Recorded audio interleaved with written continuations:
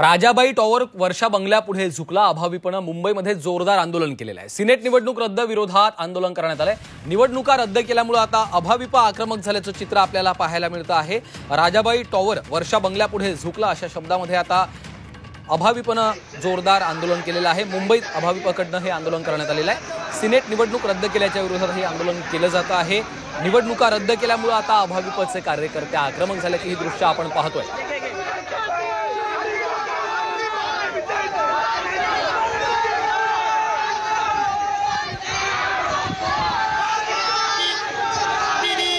आपण पाहतो या ठिकाणी जोरदार घोषणाबाजी केली जाते आहे.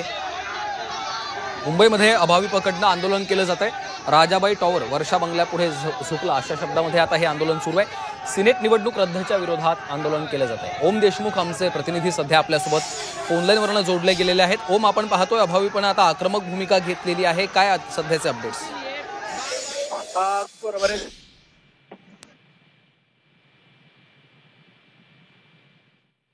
आपण पाहतोय की अभाविपकडनं मुंबईत जोरदार आंदोलन केलं जातंय. सिनेट निवडणूक रद्द केल्याच्या विरोधामध्ये हे निदर्शनं केली जातात आणि पोलिसांनी देखील आता आंदोलकांना रोखण्याचा या ठिकाणी प्रयत्न केलेला आहे. मध्यस्थी करण्याचा पोलिसांचा हा प्रयत्न आहे. मात्र आंदोलक आक्रमक झाल्याची ही सगळी दृश्य आपण पाहतोय झी 24 तासच्या माध्यमातून.